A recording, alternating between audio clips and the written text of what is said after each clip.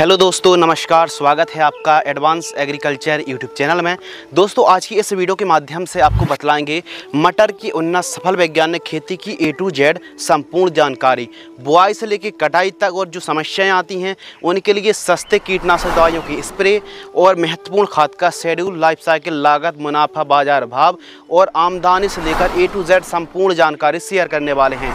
नमस्कार, मैं हूं शिव कुमार। अधिक जानकारी के लिए आप हमें इंस्टाग्राम पर ही फॉलो कर सकते हैं, शिव कुमार 095। तो चलिए हम अपनी इस डिटेल वीडियो को शुरू करते हैं। सबसे पहले बात करते हैं अनुकूल समय। तो मटर की खेती वैसे तो अक्टूबर मध्य पर बुआई की जाती है, लेकिन मुनाफा अच्छा मिले, बाजार भाव सर्वोपरि मिले, तो इसके लिए हमारे किसान भाई मटर की खेती करने के लिए जो अनुकूल समय है, सबसे पहले बात करते हैं अंगेती। अर्ली बुआई यदि आप करना चाहते हैं, अंगेती बुआई के लिए आप मटर की खेती 15 सितंबर से लेकर 20 सितंबर के महीने का जो टाइम है मध्य आप खेती कर सकते हैं। यानी अंगेती बुआई के लिए सितंबर मध्य काफ़ी अनुकूल समय माना जाता है। इसके लिए यदि समय बुआई करना है तो अक्टूबर मध्य के आसपास बुआई कर सकते हैं। वहीं लेट सोइंग, लेट बुआई के लिए यदि आप मटर की खेती करना चाहते हैं तो ये मान लीजिए नवंबर अंत से लेकर दिसंबर के प्रारंभिक द्वितीय सप्ताह में आप बुआई कर सकते हैं। वैसे मटर की यदि आप बुआई करते हैं और अंगेती मटर की खेती करते हैं तो सितंबर मध्य पर हमारे किसान भाइयों के लिए सबसे अनुकूल समय है। खेत की तैयारी कर लीजिए और जल्दी से जल्दी बुआई करने की प्लानिंग कर लीजिए। बात करते हैं जलवायु और तापमान। तो मटर की खेती ठंडे नम जलवायु की क्रॉप है और मध्यम तापक्रम में काफ़ी अच्छी फ्लावरिंग देखने के लिए मिलती है, ठीक तरीके से फ्रूटिंग सेट होते हैं। तो इसके लिए जो तापमान की अगर बात करें, न्यूनतम तापमान 10 से 12 डिग्री सेल्सियस और अधिकतम 30 से 32 डिग्री सेल्सियस तापक्रम काफ़ी अच्छा माना जाता है। इस टेम्परेचर पर जो फसल काफ़ी अच्छी और बढ़िया बढ़वार लेती है। यदि टेम्परेचर 35 डिग्री सेल्सियस से ऊपर जाता है तो थोड़ा सा फ्लावरिंग में ड्रॉपनेस की समस्या आती है और उतनी अच्छी पैदावार देखने के लिए नहीं मिलती है। तो इस प्रकार की जलवायु की आवश्यकता होती है मटर की क्रॉप में। खेत की तैयारी यानी फार्म प्रिपरेशन। तो खेत की तैयारी किस प्रकार करना है, देखिए, खेत के चारों तरफ साफ सफाई होना बहुत ही ज़रूरी है। अभी यदि खेतों पर पानी भरा है और खेत के चारों साइड मेड़ पर खरपतवार हैं तो खरपतवार नाशक का भी आप स्प्रे कर सकते हैं। साफ सफाई होना बहुत ही ज़रूरी है। खेतों में पानी यदि खड़ा हुआ है, भरा हुआ है, तो जल्दी से जल्दी खेत से पानी को आपको बाहर निकाल देना है और सर्वप्रथम मीडियम गहराई में चलने वाली कल्टीवेटर तक, फिर तोता हल से पहली और दूसरी आपको प्लोविंग कराना है। और अंतिम जुताई से पहले 2 ट्रॉली गोबर खाद पूरे खेत में बिखेर दीजिए और बुआई के समय 2 bag SSP single super phosphate उर्वरक खाद पूरे खेत में बिखेर दीजिए और रोटावेटर से खेत को एकदम मिट्टी को भुरी भुरी करा लीजिए, पाटा लगाकर खेत को एकदम समतल करा लीजिए। इस प्रकार आपको खेत की तैयारी कराना है। यदि आपकी pH वैल्यू मृदा की 8 से अधिक है, हाई एल्कलाइन है, तो जिप्सम खेत की तैयारी करते समय जिप्सम 50 किलोग्राम प्रति एकड़ की दर से हमारे किसान भाई प्रयोग कर सकते हैं। बात कर लेते हैं बुआई के समय खाद, यानी जब हम बुआई करेंगे तो उस समय कौन कौन से न्यूट्रिएंट की पूर्ति करना है, आइए समझते हैं। तो मटर की खेती हम सीडरल मेथड से करने वाले हैं। तो 1 एकड़ में देखिए 50-60 किलोग्राम सीड्स की आवश्यकता तो पड़ेगी। यानी बीज के साथ जो आपको खाद मिलाना है, बुआई के समय जो आपको न्यूट्रिएंट की पूर्ति करना है, 50 kilogram DAP di ammonium phosphate DAP खाद 50 किलोग्राम लेना है और 20 kilogram MOP muriate of potash 20 kg और दीमक की रोकथाम भी करना है। दीमक का प्रकोप भी देखने के लिए मिलता है तो रीजेंट GR 5 किलोग्राम, 3 किलोग्राम से लेकर 5 किलोग्राम, इन सभी को मिक्स करना है और सीडरल मेथड से आपको बुआई कर देना चाहिए। लेकिन हमने खेत की तैयारी करते समय बताया है कि 2 बैग SSP पूरे खेत में बिखेर दीजिए और 2 ट्रॉली गोबर की खाद एकदम पकी हुई पूरे खेत में बिखेर दीजिए। इस प्रकार आपको बुआई के समय खादों को प्रयोग करना चाहिए। आइए बात करते हैं उन्नतशील किस्में। तो उन्नतशील किस्मों का यदि आप चुनाव कर रहे हैं तो किस आधार पर आपको सिलेक्शन करना चाहिए और ज़्यादा से ज़्यादा पैदावार निकालने के लिए कौन सी वैरायटी को हमारे किसान भाइयों को लगाना चाहिए। सबसे पहले बात करते हैं कौन सी उन्नतशील किस्में हैं और बताएंगे, आपको बतलाएंगे कि किस प्रकार आपको वैरायटी का चुनाव करना चाहिए। तो उन्नतशील किस्में एडवांटा गोल्डन सीड्स की GS10 वैरायटी आती है, जैसे मिर्ची मटर, पेंसिल मटर या फिर 10-9-10 दाने वाली फली वाली जो वैरायटी, इसको भी आप लगा सकते हैं। GS10 को आप लगा सकते हैं। इसके अलावा AP3 को लगा सकते हैं, PSM3 वैरायटी को लगा सकते हैं। इसके अलावा इंडो अमेरिकन की इंडम ग्रीन वुड के नाम से आती ये वैरायटी एकदम नई वैरायटी और काफ़ी अच्छा परफॉर्मेंस भी यह वैरायटी देती है। इसके अलावा नामधारी की NS1100 वैरायटी को भी आप लगा सकते हैं। ये तो उन्नतशील किस्में तो हो गई, लेकिन बात करते हैं कि यदि आप अंगेती बुआई कर रहे हैं, कुछ इस प्रकार आप समझ लीजिए। मटर की वैसे तो कुछ वैरायटी है जो 60-65 दिन में बाज़ार में एकदम हार्वेस्टिंग के लिए तैयार हो जाती हैं, बाज़ार पर आप ले जा सकते हैं। यदि आपको जल्दी से जल्दी मार्केट पर मटर को भेजना है तो AP3 को या फिर PSM3 वैरायटी को आप लगा सकते हैं, या फिर 60-65 दिन वाली वैरायटी पर आप जा सकते हैं। लेकिन एडवांटा गोल्डन की जो GS10 मटर की वैरायटी आती है, ये 60-65 दिनों में नहीं आती, ये आती है लगभग 85 से 90 दिनों में तुड़ाई के लिए यह वैरायटी तैयार होती है। तो इस प्रकार आपको सिलेक्शन करना चाहिए।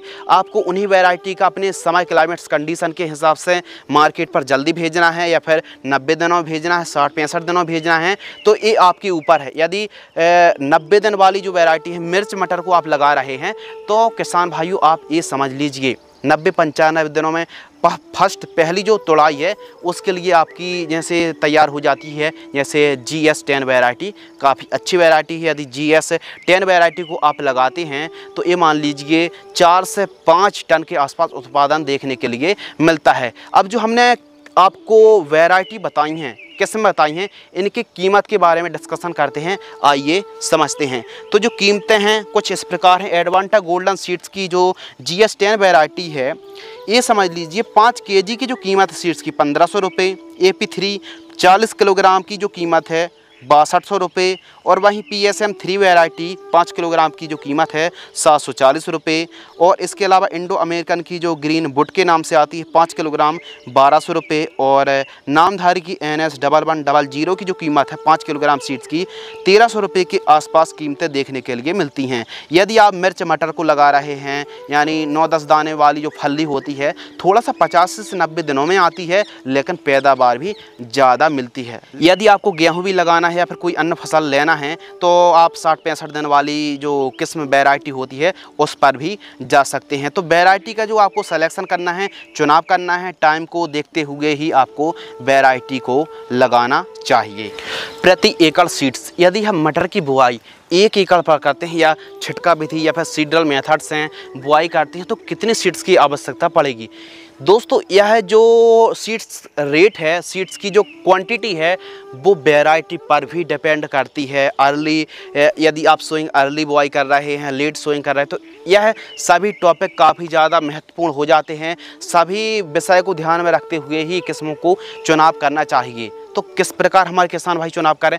यदि आप GS10 मटर की वैरायटी को लगाते हैं तो 1 एकड़ में 35 से 40 किलोग्राम सीड्स की आवश्यकता पड़ेगी, और यदि दोस्तों आप AP3 PSM3 वैरायटी को लगाते हैं तो 1 एकड़ में 55 किलोग्राम से लेकर 60 किलोग्राम सीड्स की आवश्यकता होती है। तो इस प्रकार आपको 1 एकड़ पर सीड्स की बुआई करनी चाहिए। यदि आप पेंसिल मटर या फिर मिर्च मटर को लगा रहे हैं तो 35-40 किलोग्राम पर्याप्त है, और यदि आप हल्की वैरायटी का चुनाव किए हैं तो 55-60 किलोग्राम सीड्स की आवश्यकता होती है। बात करते हैं बीज उपचार यानी सीड्स ट्रीटमेंट। तो बीज उपचार करने से आपने अक्सर देखा होगा कि मटर की हमारे किसान भाई बुआई तो कर रहे हैं, लेकिन सबसे बड़ी समस्या आ रही, सूखने की समस्या आ रही है, डंपिंग ऑफ की समस्या आ रही है, एंथ्रेक्नोज की समस्या आ रही है, एकदम पौधे मरते हैं, हरे भरे पौधे एकदम मर जाते हैं।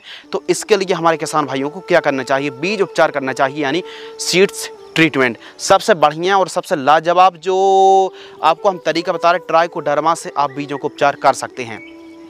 लेकिन ओवरऑल अच्छी फफूंदनाशक के बारे में बतला रहे हैं, जैसे थायोफेनेट मिथाइल और पायराक्लोस्ट्रोबिन का जो कॉम्बिनेशन आता है, जैसे BASF कंपनी की झैलूरा फफूंदनाशक आती है। आपको 1 किलोग्राम बीजों को 2 से 3 ml की दर से यदि आप बीज उपचार करते हैं तो न केवल सूखने की समस्या एकदम ख़त्म हो जाएगी, बल्कि फसल हरी भरी रहेगी। जड़ों में कोई जैसे रोट की समस्या आती, डंपिंग ऑफ की समस्या आती, कोई भी जड़ों में फंगस जनित बीमारी नहीं लगेंगी, काफ़ी स्वस्थ बढ़वार देखने के लिए मिलेंगी। तो झैलूरा से आपको बीज उपचार करना है, और बीज उपचार करने के बाद 30 से 35 मिनट तक छांव में सुखाना है और आपको बुआई कर देना चाहिए। बीज उपचार आपको ज़रूर करना चाहिए। मार्केट में तो बहुत सारे फफूंदनाशक हैं, लेकिन जो हम आपको प्रैक्टिकली जानकारी शेयर कर रहे हैं, बढ़िया काम हो जाए, बढ़िया रिजल्ट प्राप्त हो जाए, तो ऐसी हमने आपको तरकीब बताई, ऐसी फफूंदनाशक के बारे में बतलाया। प्लांट डिस्टेंस, तो जो हम बुआई कर रहे हैं तो कितने डिस्टेंस पर, कितनी दूरी पर हमको बुआई करनी चाहिए, आइए समझते हैं। तो पौधे से पौधे की दूरी 4 से 5 सेंटीमीटर, और लाइन से लाइन की जो दूरी आपको रखनी है 20 से 25 सेंटीमीटर आप रख सकते हैं। कुछ ऐसी वैरायटी भी हैं जिनको हमारे किसान भाई 30 सेंटीमीटर की दूरी में बुआई कर सकते हैं, लेकिन उचित अनुकूल जो डिस्टेंस है 20 से 25 सेंटीमीटर लाइन से लाइन की दूरी आप रख सकते हैं। वहीं डेप्थ की गहराई की बात करें कि बीज को कितनी गहराई पर हमको बुआई करनी चाहिए, तो ये मान लीजिए 3 से 4 सेंटीमीटर, 3 सेंटीमीटर काफ़ी पर्याप्त होता है, उपयुक्त होता है। 3 सेंटीमीटर डेप्थ पर आप बुआई कर सकते हैं। इस प्रकार आपको बुआई करनी चाहिए। बात करते हैं खरपतवार की रोकथाम यानी वीड कंट्रोल। तो भाई साहब देखिए, जहाँ तक पॉसिबल हो तो मज़दूरों की सहायता से निराई गुड़ाई करें, लेकर निराई गुड़ाई मजदूर उपलब्ध नहीं तो उसके लिए क्या करें, तो इसमें आप पोस्ट इमरजेंट हार्बिसाइड का स्प्रे मत कीजिए, इसमें आप प्री इमरजेंट हार्बिसाइड का स्प्रे करें। यानी सबसे पहले आपको करना क्या है, खरपतवार उगे ही ना, यानी खरपतवार जर्मिनेशन से पहले ही आप कैसे कंट्रोल कर सकते हैं। तो देखिए, आपने सबसे पहले बुआई कर दी, और बुआई करने के बाद 2-3 घंटे बाद आप पेंडामेथालिन 30% EC 200 लीटर पानी में 1 लीटर घोल करके आप स्प्रे कर दीजिए। इससे फ़ायदा क्या होगा, इससे फ़ायदा भाई साहब ये होगा कि जो खरपतवार हैं उगेंगे ही नहीं, बस आपकी फसल उगेगी। एक खेत पर एक परत बन जाती है, एक लेयर बन जाती है, तो इससे क्या होता है कि खरपतवार का जमाव ही नहीं हो पाता है और काफ़ी खरपतवार पर कंट्रोल, नियंत्रण मिल जाते हैं। लेकिन आप बोलेंगे कि फसल 20-25 दिन की है, खरपतवार उग चुके हैं, क्या पोस्ट इमरजेंट हार्बिसाइड का स्प्रे करना चाहिए? तो नहीं। मटर की क्रॉप पर आपको खरपतवार नाशक special post emergent herbicide spray करने की आवश्यकता नहीं है, केवल प्री इमरजेंट हार्बिसाइड ही स्प्रे कर सकते हैं। जैसे BASF कंपनी की बेलर 32 के नाम से आती है, फिर पेंडामेथालिन का आप स्प्रे कर सकते हैं 200 लीटर पानी में 1 लीटर घोल करके। इससे खरपतवार नहीं उगेंगे और हम आपको रिकमेंडेड करेंगे निराई गुड़ाई बेस्ट ऑप्शन है, जो आपको अच्छा लगे। दोनों विधि हमने आपके साथ शेयर कर दी। बात कर लेते हैं सिंचाई यानी एरीगेशन। तो एरीगेशन सिंचाई किस प्रकार करना है, मटर की क्रॉप पर 3-4 सिंचाई की आवश्यकता होती है, लेकिन हल्की भूमि है थोड़ा सा जल्दी सिंचाई, और भारी भूमि है तो थोड़ा सा रुक कर सिंचाई आप कर सकते हैं। यदि स्प्रिंकलर से सिंचाई कर रहे हैं तो 7-8 दिनों के अंतराल पर, 7-8-10 दिनों के अंतराल पर। यदि स्प्रिंकलर से खेती कर रहे हैं मटर की तो आप 10 से 12 दिनों के अंतराल पर आप सिंचाई कर सकते हैं। तो इस प्रकार आवश्यकता अनुसार आपको वाटर मैनेजमेंट को सुधार के रखना है। ज़्यादा सिंचाई करने से पीलापन की समस्या आती है, और बहुत ज़्यादा सिंचाई भी करते हैं तो भी समस्या देखने के लिए मिलती है। इसीलिए आवश्यकता अनुसार आपको सिंचाई करना चाहिए। सॉइल एप्लीकेशन से आप ट्राइकोडर्मा और गन्ने का गुड़ यदि देते हैं तो सूखने की समस्या नहीं आएगी। जी हाँ, यदि आप ओपन फील्ड फार्मिंग कर रहे हैं, बहा हुआ पानी देते हैं, खोलकर एकदम पाइप खोलकर पानी देते हैं, तो सिंचाई के समय ट्राइकोडर्मा और गन्ने का गुड़ को ठीक तरीके से मिक्स करके, यदि आप 1 एकड़ में 500 ग्राम ट्राइकोडर्मा और 3 किलोग्राम गन्ने का गुड़ को 200 लीटर पानी में घोल करके यदि आप इस सिंचाई के माध्यम से प्रयोग करते हैं तो सूखने की समस्या बिल्कुल भी नहीं आएगी। एकदम प्रैक्टिकली जानकारी है। तो इस प्रकार आपको सिंचाई आवश्यकता अनुसार करना चाहिए। आइए दोस्तों, बात करते हैं स्प्रे शेड्यूल।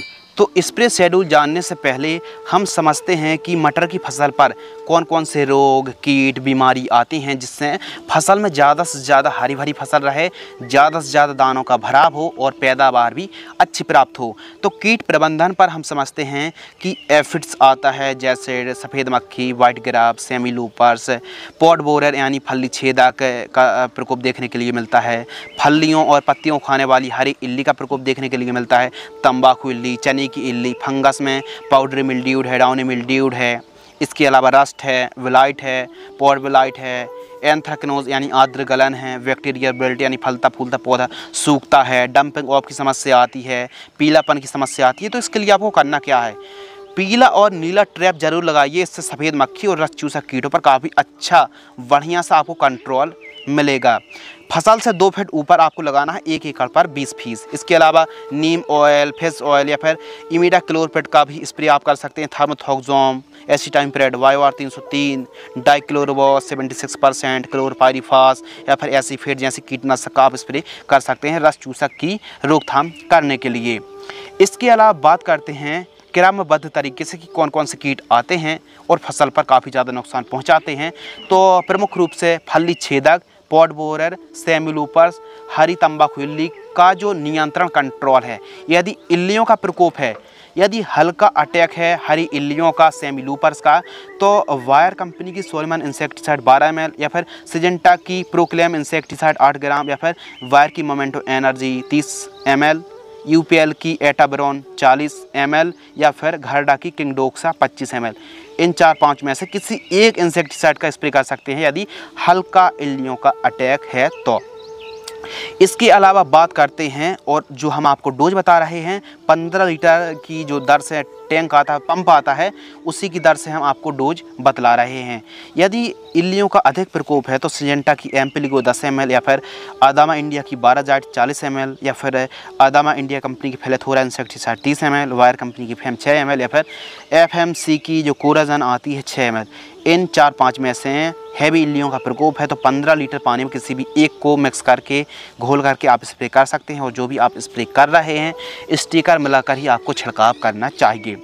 अब बात करते हैं सफ़ेद मक्खी की रोकथाम करना है तो किसी एक इंसेक्टिसाइड का आप स्प्रे कर सकते हैं, जैसे कि एस्टाइमप्रेड 20% एसपी है 10 ग्राम की दर से स्प्रे कर सकते हैं, सिजेंटा की इक्तारा है 10 ग्राम, लैनो इंसेक्टिसाइड 40 ml या फिर जीएसपी एसएलआर 525 है 30 ml या फिर पायरीप्रोक्सीफेन 30 ml की दर से किसी भी एक इंसेक्टिसाइड का यदि आप मिक्स करके स्टिकर मिला करके घोल करके स्प्रे करते हैं तो सफ़ेद मक्खी पर काफ़ी अच्छा कंट्रोल मिलेगा।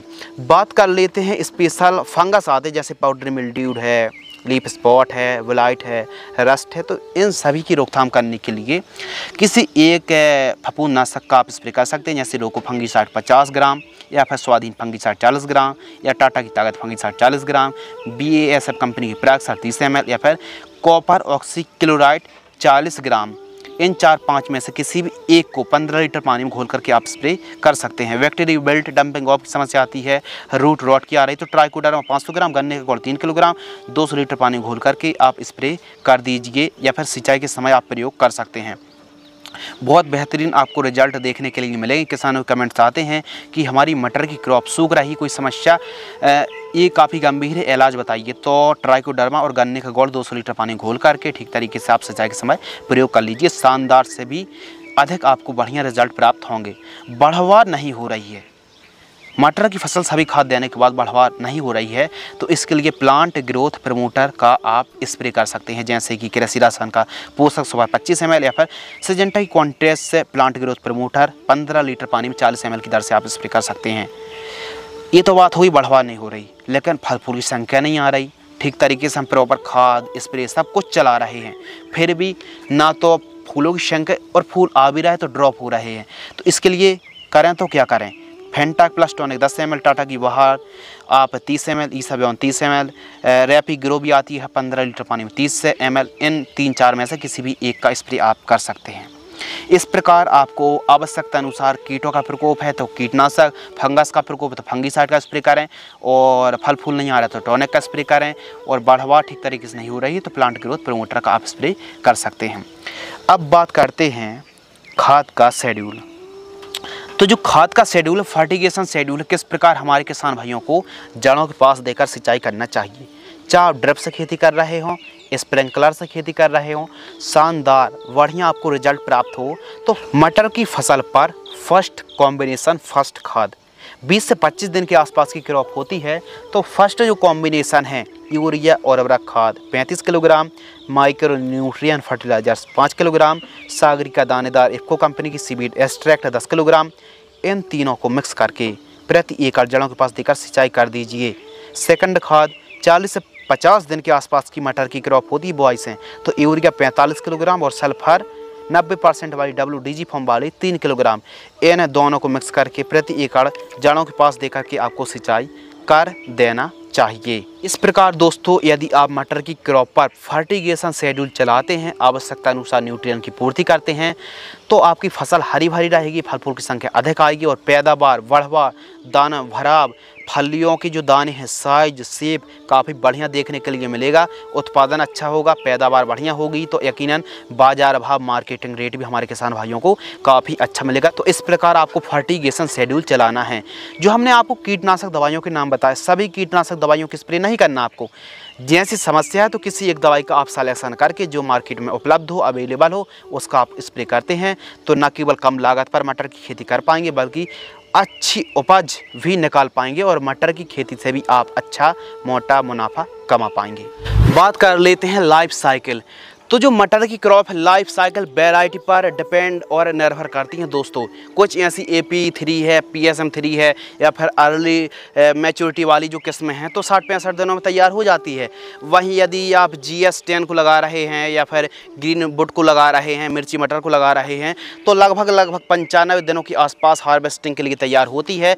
और मटर की जो हार्वेस्टिंग होती हैं तुड़ाई, यदि आप मिर्ची मटर को GS10 को लगा रहे हैं 3-4 तुड़ाई मिलती हैं और यदि आप लोकल वैरायटी को, नॉर्मल वैरायटी को, घर की वैरायटी या फिर AP3 PSM3 वैरायटी को लगा रहे हैं तो 2 हार्वेस्टिंग ही अधिकतम मिल पाती है। बाकी किसान भाई 2-3 लेते हैं हार्वेस्टिंग, लेकिन उतना अच्छा परफॉर्मेंस नहीं मिलता है। तो हल्की वैरायटी पर 2 ही तुड़ाई लीजिए और फिर अलग करके वापस से भी आप मटर की खेती कर सकते हैं या फिर अन्य फसल ले सकते हैं। तो इस प्रकार कह सकते हैं कि यदि आप लेट मैच्योरिटी वाली वैरायटी को लगा रहे हैं तो लगभग दोस्तों 90-95-100 दिन के आसपास की लाइफ साइकिल मानी जाती है। और जल्दी तैयार होने वाली किस्मों को लगाते हैं तो 70 दिन के आसपास एकदम किस्में तैयार हो जाती हैं लाइफ साइकिल।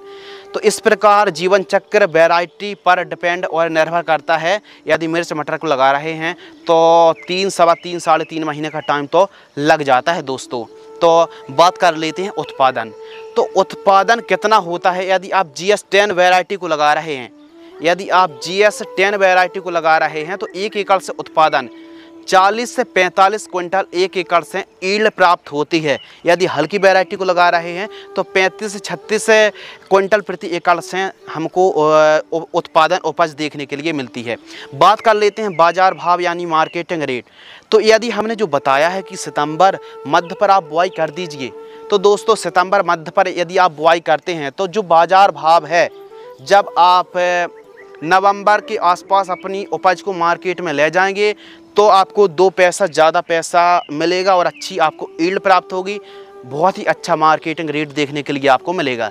तो जो बाज़ार भाव है 20 रुपये किलोग्राम से लेकर 40, 45 और 50 रुपये प्रति किलोग्राम की रेट से दर से आपको रेट मिल सकता है। बाकी यदि आप जब सभी किसान भाई बुआई करते हैं तो फिर तो क्या 10 रुपये, 5 रुपये, 15 रुपये kg का ही रेट मिलता है। तो इसीलिए हम कह रहे हैं कि आप सितंबर और अक्टूबर के समय यदि आप खेती करते तो बाज़ार भाव अच्छा मिलेगा। स्पेशल सितंबर एंडिंग में भी हमारे किसान भाई बुआई कर सकते हैं। बात कर लेते हैं लागत।